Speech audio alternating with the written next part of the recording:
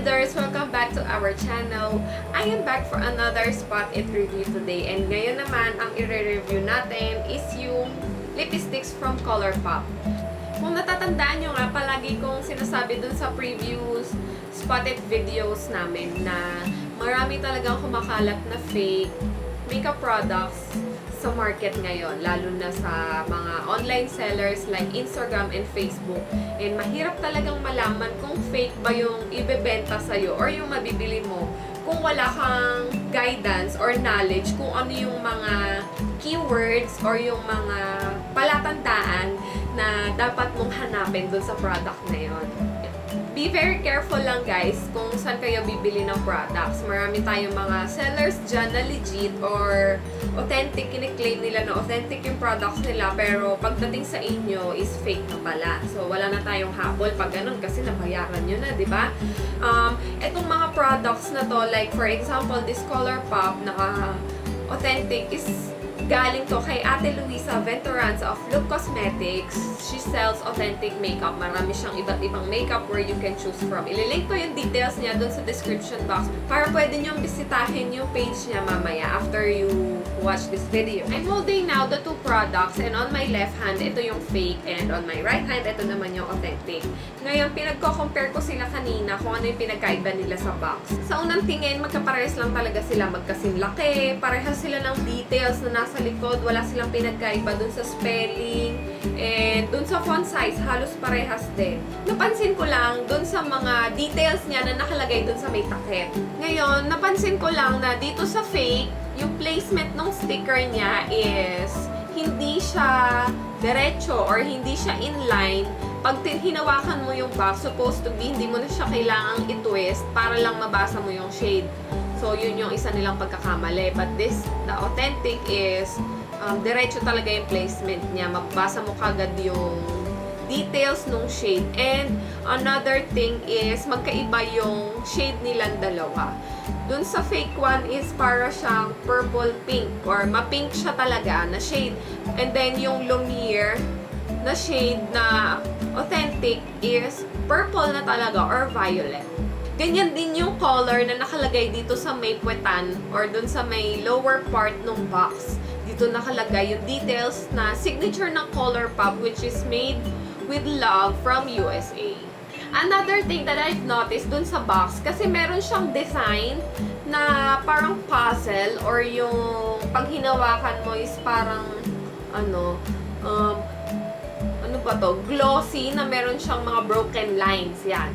Dun sa authentic, vivid yung colors ng broken lines. So, masasabi mo na meron siyang distinct color na pinagkaiba dun sa shape na nasa loob ng mga lines. Pero but then, dito sa fake one, pantay lang siya. Sa unang tingin, parang wala siyang design. Pero kung tutuusin, meron talaga siyang design dun sa pinaka-box. Yung hawak ko, yung nasa taas is yung fake. So, makikita nyo na clear lang siya. Halos walang pinagkaiba dun sa colors. Pero yung nasa baba, which is the authentic, yung pinaka-lines niya is parang cream or medyo dirty white. Ganyan. When you open the box inside, makikita nyo doon yung product or the lipstick container. I'm holding now the products. Ito yung container ng lipsticks inside. Ngayon, mapapansin nyo na wala din siyang pinagkaiba sa kulay. Except dun sa nasa ilalim. On the bottom part of the container, dito nyo makikita yung shade ng product. Magkaiba sila kaysa dun sa box. So, dito sa may fake one, I'm holding it on the left side of my hand. Ito siya. Mas darker siya kaysa dun sa authentic.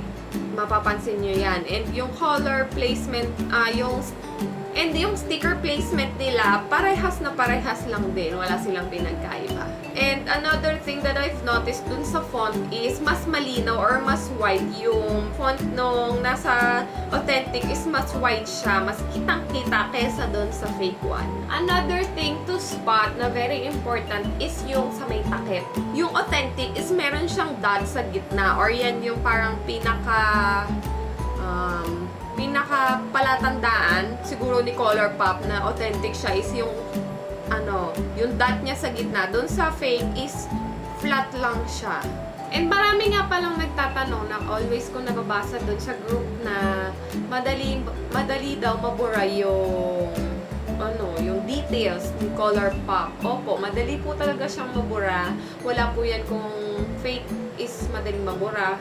Which is yung authentic din naman. Actually, yung sa akin, burado na din halos yung details niya. Yung details niya na rainbow, yung color, or yung luminous. Madali po talaga siyang mabura. Ngayon, bubuksan ko na yung loob kasi excited na ako ipakita sa inyo kung ano yung shade nila. Kung talaga bang magkaiba or magkaparehas naman pala. Parehas lang din yung korte. So, okay sila dyan. Halos magkakulay nga din eh. Yan, ito yung itsura ng loob ng container. After kong tanggalin yung takip, okay sila. Magkakulay sila and magkakorte din. Wala akong napansin na pinagkaiba. Ngayon, nung binuksan ko na yung product, naamoy ko kagad yung scent nila. Yan, mabango siya. Pero meron siyang distinct smell na hindi ko ma-describe kung ano. Siguro dun sa mga ColourPop users, alam nyo yun, makaka-relate kayo dun sa sinasabi ko. Pero dun sa fake one, may amoy din naman siya na halos kahawig nung sa authentic. Pero, meron din siyang amoy goma na masasabi kong yun yung smell na may de-describe ko dun sa naamoy ko. Amoy goma. Yan, amoy chinelas. Amoy chinelas, amoy habayanas kasi, ganon.